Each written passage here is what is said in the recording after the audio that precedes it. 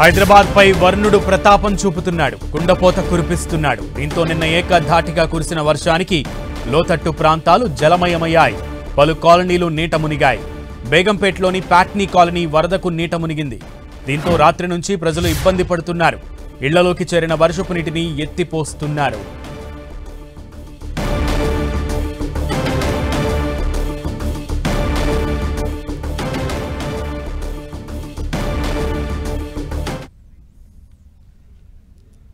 రాత్రి కురిసినటువంటి భారీ వర్షానికి భాగ్యనగరం విలవెల్లాడింది.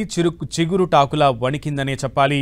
ముఖ్యంగా హైదరాబాద్లోని ప్యాట్నీ కాలనీ ఒక్కసారిగా వచ్చినటువంటి భారీ వర్షానికి కాలనీ అంతా కూడా నీట మునిగినటువంటి పరిస్థితి. ఆ దృశ్యాలు మనం స్క్రీన్ మీద చూస్తున్నాం. బేగంపేటలోని ప్యాట్నీ కాలనీలో నిన్న కురిసినటువంటి వర్షానికి మిగిల్చినటువంటి వరద నీటి దృశ్యాలు మనం టీవీ స్క్రీన్ మీద చూస్తున్నాం.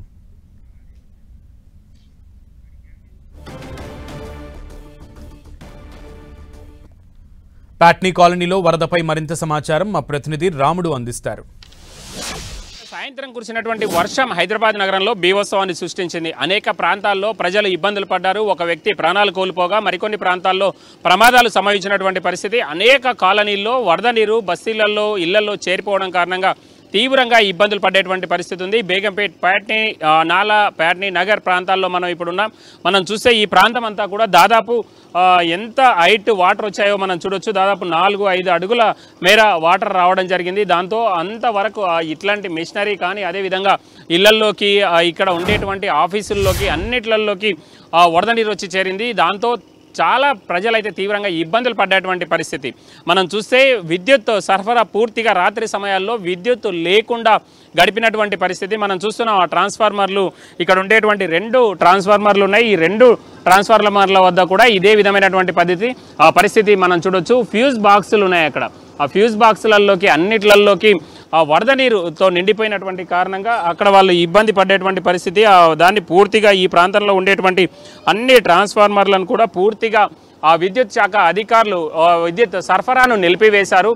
మనం చూస్తున్నాం ఇక్కడ నుంచి బయటికి వెళ్ళేటువంటి వాళ్ళు రాత్రి ఏమాత్రం బయటికి వెళ్ళలేనటువంటి పరిస్థితి. ఇప్పుడు మెల్లమెల్లగా బయటికి వెళ్ళడానికి ప్రయత్నం చేస్తున్నటువంటి పరిస్థితిని మనం చూడొచ్చు. ప్రధానంగా దాదాపు 4-4.5 అడుగుల మేర వచ్చినటువంటి వరద కారణంగా వీళ్ళందరూ కూడా ఇబ్బందులు పడ్డటువంటి పరిస్థితి ఉంది. ముఖ్యంగా హైదరాబాద్ నగరంలో కురిసినటువంటి వర్షం కారణంగా అనేక ప్రాంతాలలోకి ఇల్లు రావడం, అదేవిధంగా బళ్ళన్నీ కూడా నీటిలో మునిగిపోవడం, ఈ విధమైనటువంటి ఇబ్బందులు వచ్చాయి. మనం చూస్తున్నాం ఇళ్లలోకి వచ్చినటువంటి బురదనంతా కూడా వాళ్ళే స్వయంగా క్లీన్ చేసుకుంటున్నటువంటి పరిస్థితి. వర్షం కారణంగా ఇట్లాంటి కట్టెలు ఇవన్నీ కూడా కొట్టుకొచ్చి రోడ్డు పైన పడిపోయినటువంటి పరిస్థితి. ఎక్కడ ఏముందో తెలియనటువంటి పరిస్థితిలో ఇక్కడ ఉండేటువంటి స్థానికులు ఉన్నారు. మనం ఇంకా కొంచెం ముందుకెళ్ళి చూసేటువంటి ప్రయత్నం చేద్దాం. మొత్తం బురద అంతా కూడా నాలాల్లోంచి వచ్చినటువంటి బురద అంతా కూడా పూర్తిగా ఒక్కసారిగా ఇందులోకి కొట్టుకురావడం కారణంగా ఇబ్బందులు అయితే పడుతున్నటువంటి పరిస్థితి.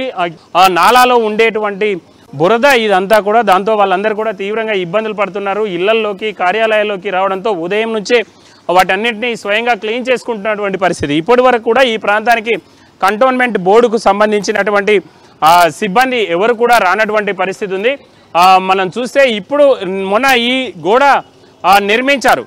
ఇప్పుడు మనం ఒకసారి చూసేటువంటి ప్రయత్నం చేద్దాం. ఈ గోడ ఏదైతే నిర్మించారో ఈ నిర్మాణం కోసం గతంలో ఇక్కడ తవ్వకం చేశారు. ఇక్కడ నుంచి అక్కడ బేగంపేట్ మెయిన్ రోడ్డు వరకు ఉండేటువంటి నాలా వైడనింగ్ కోసం అదంతా కూడా తవ్వినటువంటి పరిస్థితి ఉంది. దానివల్ల ఈ ఇబ్బందులు వస్తున్నాయి. ఈ గోడను ముందుగానే ఈ స్థాయిలో నిర్మించేసి ఈ నాలాను వెడల్పు చేసితే తమకు ఇబ్బంది లేదనేది ఇక్కడ ఉండేటువంటి స్థానికులు చెప్తున్నారు. ప్రధానంగా ముందు వైపు ఇంకా కన్స్ట్రక్షన్ వర్క్ నడుస్తుంది. ఆ వర్క్ ఎక్కడైతే పని పూర్తి కాలేదో అక్కడ నుంచి వరద నీరు అంతా కూడా ఈ వర్షాకాలంలో ప్రతిసారి భారీ వర్షం కురిసిన ప్రతిసారి కూడా ఇందులోకి వస్తుంది అనేది తమ ఇళ్లలోకి వస్తుంది అనేది వీళ్ళు ఆందోళన వ్యక్తం చేస్తున్నటువంటి పరిస్థితిని మనం చూడొచ్చు. దాదాపు 3-4 అడుగుల మేర వరద నీరు అంతా కూడా ఇక్కడికి వచ్చినటువంటి పరిస్థితి.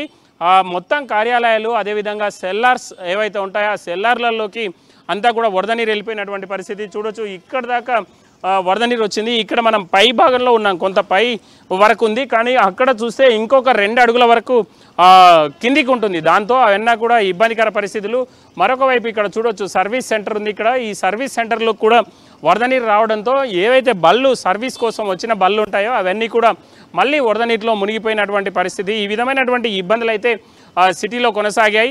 నిండా కురిసినటువంటి వర్షం కారణంగా అనేక ప్రాంతాల్లో ఇబ్బందులు వచ్చాయి. ఈ బేగంపేట్ పరిసర ప్రాంతాల్లో కూడా ప్రజలు తీవ్రంగా ఇబ్బందులు పడ్డటువంటి పరిస్థితి ఉంది. ప్రధానంగా కొన్నిసార్లు హైడ్రాకు సంబంధించినటువంటి సిబ్బంది వచ్చి కొన్ని పనులు చేసిపోయినా కూడా పూర్తి స్థాయిలో ఇక్కడ ఉండేటువంటి కాలనీ వాసులే తమ నీటిని అంతా కూడా తోడుకొని బయట పోసుకుంటున్నటువంటి పరిస్థితి, ఇంజన్లు ఏర్పాటు చేసుకున్నటువంటి పరిస్థితిని మనం ఇక్కడ చూడొచ్చు. కెమెరా పర్సన్ రాజ్తో రాముడు, 10 టీవీ, హైదరాబాద్.